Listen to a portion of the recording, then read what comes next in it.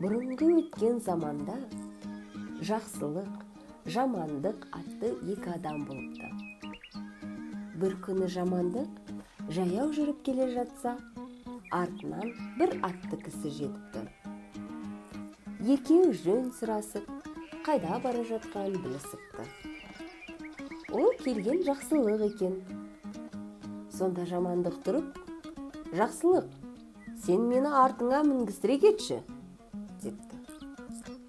Жақсылық, «Олай болса, сен қазір мына атқа мін де, біраз жер жүріп барып түсіп, атыңды байла да, өзің жаяу кете бер.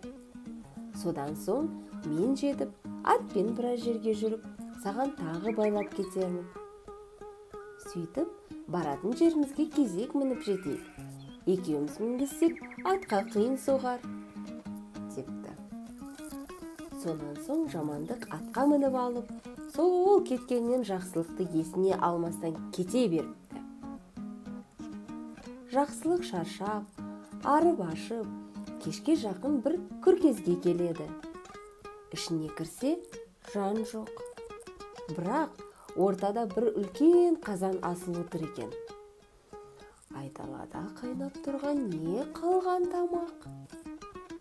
Дәм татайын, деп бір саусағының ұшын батырып, дәм татады да күрке төбесіне шығып жатады.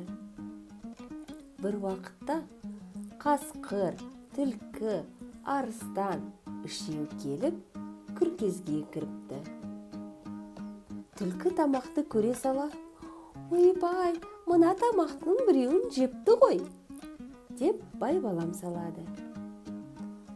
Қасқыр мен арыстан екеу, «Кім жеуші еді? Адам келетін жер ме бұл жер?» деп келген соң түлкі сөзді доғарып, үшеу отырып, тамақ ішіп, әңгімеге кіреседі. Арыстан, қасқыр, түлкі үшеу көрген білгендерін айтсады. Арыстан мен қасқыр түлкіге: «Түлкі, сен не көрдің? Не істеп, не білдің?» дейді. Сонда түлкі тұрып: «Мен бір жерден бір алтын көрдім. Пәлен деген байдың қыстауының қасындағы жаман қыстаудың ортасында бір сүйем жердің астында жатқан бір құмыра алтынды күнде қарауылдап қарап келемін», дейді. Сонда қасқыр тұрып: «Мен күнде пәлен деген байдың қойының арасында үлкен ала тоқтыны қарауылдап келемін. Себебі ол байдың ауырып жатқан бой жеткен қызы бар. Қандай ем қылса да жазылмайды және оның емін ешкім білмейді. Бірақ мен білемін, ол қызды жазатын ала тоқты. Ала тоқтыны сойып, өкпесін жегізсе жазылады. Тағы да ол бай жар салған. Кімде-кім осы қызымды емдеп жазса, соған осы қызымды беремін», деп. Бірақ оның емін әлі ешкім тауып айтқан жоқ. Тауып айтып ала алмайды да, дейді. Кезек келген соң арыстан тұрып: «Мен де түнде барып, түген байдың жылқысының біреуін жеп келіп жүрмін. Ол бай мені еш уақытта ұстай алмайды және маған оның ешбір жылқысы қуып жете алмайды. Жететін бір-ақ тайы бар. Ол тай пәлен тоғайдағы жылқының ішінде. Сол тайдан басқасынан мен құтылып кетемін. Және ол байдың жар салғаны бар.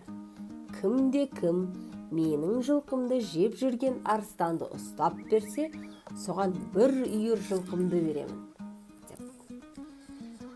Олар әңгімелерін аяқтап, ұйықтап қалады да, азаннан тұрып, бет-бетіне кетеді. Жақсылық олардың барлық әңгімелерін естіп алып, адам емдеуші боп, байдікіне келеді. Бай оның түріне қарап: «Осы емші шығар», деп ойлап: «Жоғары шық», дейді.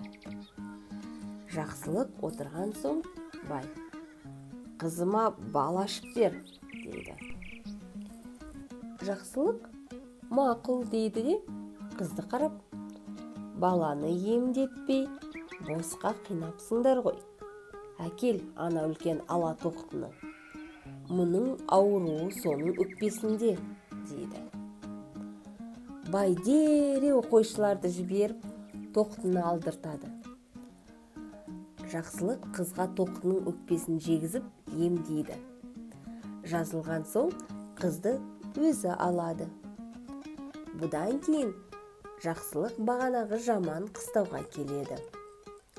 Қораның ортасына бір сүймедей қасса, бір құмыра алтын шығады. Оны алып арыстанның айтқан жеріне барады. Барса, бай бір арыстанды ұстай алмай жүр екен. Мұны білген соң Жақсылық байға: «Мен сол арыстанды ұстап берсем, сен маған не бересің?» Бай: «Егер ұстап берсең, саған бір үйір жылқы беремін» деді. Жақсылық: «Жарар» деп, тоғайдағы жылқылардың ішінен алатайды ұстап алып, арыстанды күтіп тұрады. Арыстан келіп жылқыны алып қаша бергенде, Жақсылық әлгі алатаймен қуып жетіп, арыстанды ұрып жығып, байдың бір үйір жылқысын алып, келген жолына түседі.